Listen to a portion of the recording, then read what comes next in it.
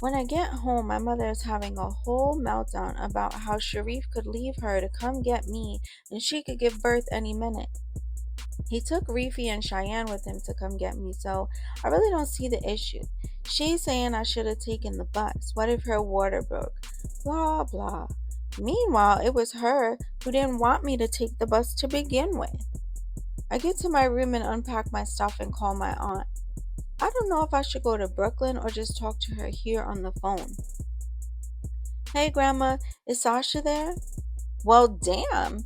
Hello to you, too, Summer, she says. I'm sorry, Grandma. How are you? She starts to chuckle.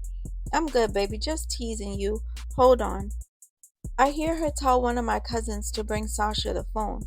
Hello? Sasha says in a pleasant tone. Hey, Auntie.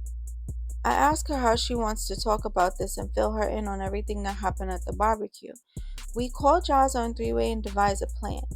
First, I have to make sure all is clear on Tavor's side to make sure everyone isn't on go. My sister wants to see exactly what Brittany looks like and who she is. She and her friends are going to ride out to Queen's Jumper and go home. I won't be present. I wanted to be there, but it will never end if I'm there. Sasha was going to catch Penny randomly with her friends, and it wouldn't start off as a jumping thing, but it could get there if need be. I didn't care which one of them got it, though. Penny swung first, but Brittany clearly isn't as innocent lying to her brother and shit. One of them was better than none, if not both. The following weekend comes, and my mother's having pain all morning. I know I can't go anywhere now. She has to go to the hospital. She isn't sure if she's going into labor or if her body is practicing. I keep Reefy and Cheyenne with me so her and Sharif can go to the hospital. This is my last baby, she says on her way out the door. I chuckle to myself. She said that at least twice already. I called Tavor to see if there's anything I need to know. We hadn't really spoken all week. I know he gets caught up sometimes, but we usually don't miss more than a day of not speaking. The phone rings about 5 times. When I was about to hang up, then I hear, hello? It's a woman's voice. She sounds a bit older, and ironically, all the times I've called, it's either been his sisters or him to answer. I get a little nervous. Hi, may I speak to Tavor? I never even asked if I could ask for him directly, considering he's barely home. I doubt his mother cares about girls, but you never know. He's still 16. I don't know if he's here. I'll check. Who's this? She asked. Summer. Summer? The girl who got jumped? Yes, ma'am, I reply. I may be mouthy, but I'll always respect an adult until otherwise, but I wouldn't be rude to my boyfriend's mother. Sorry those girls did that to you. Let me check Tavor's room, honey. Thank you. His mother knows who I am? I'm shocked. Well, maybe she just knows what happened through neighborhood chatter. She probably doesn't know I'm his girlfriend. I hear her slippers walking through the house and she says, Tay? Tavor. I don't hear a reply. This boy is never home, she says low to herself. Summer, he's not here. I'll leave him a note you called, okay? She says back into the receiver. Thank you, Miss Jackson. We hang up. I hope he's okay. I don't know what he's done with this whole situation. I couldn't really speak to Claudia all week either since we lied and said she went to her grandmother's. That's why I had to come home. I could ask Ayana, but I'll wait it out a bit more. I decided to call Lauren. I hadn't told her anything since I've been back. I was with Kiana and didn't have a plan for Brittany and Penny before recently. I still don't because I need to know when I can let them scope out the area. Lauren is very much a hothead and is always on go. I'm sure I've said that before. Lauren says she'll be over in a bit. She has to go to the store for her mother. I make Reefy and Cheyenne lunch, then Lauren knocks about 20 minutes later. Hey, nerd and munchkins, she says as she walks into the kitchen. What's up? Reefy and Cheyenne don't reply. Rude babies, she says. We start laughing. I wait until the kids are done eating because Reefy is basically a parrot and will repeat everything I've said to my mother. We go in my room and the kids go in theirs to play. I'm surprised you're even here and not under Tavor. I roll my eyes and start to explain everything she's missed.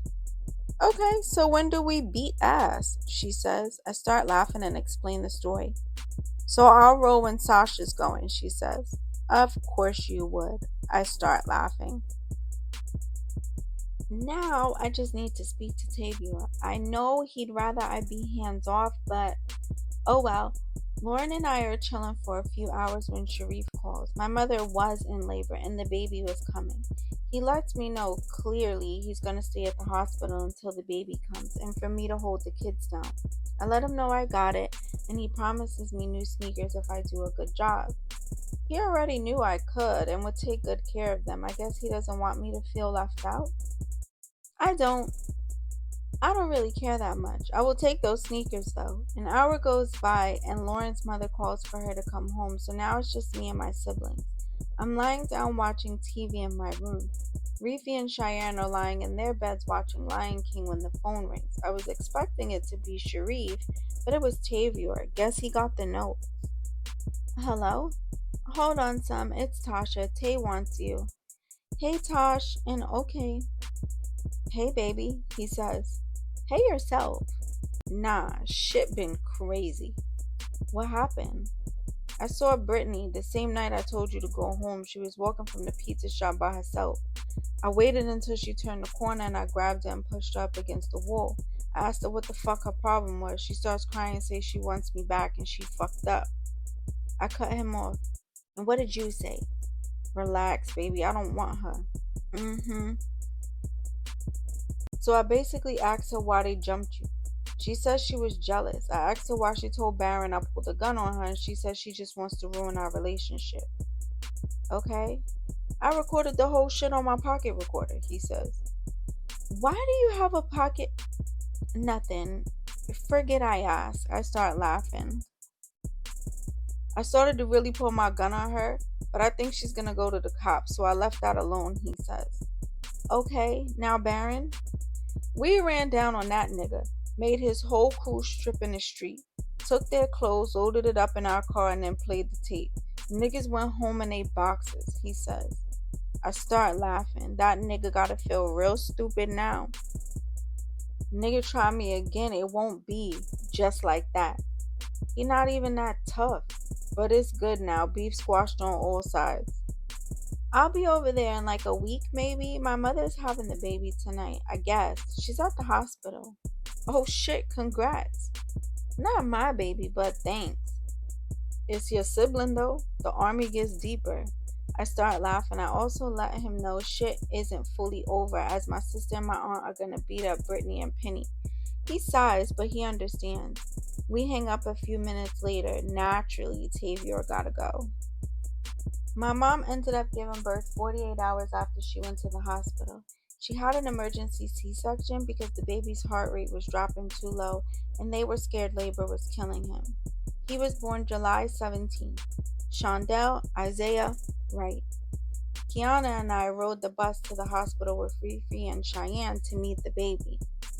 He was the cutest baby in the whole nursery. Fat face and full lips. His face was so white, we automatically checked his ears to see how brown he would be. He was gonna be light skinned but darker than me. Everyone is darker than me. What's the surprise? I'm holding him and talking to him. He instantly opens his eyes, and they're gray. I was so in love.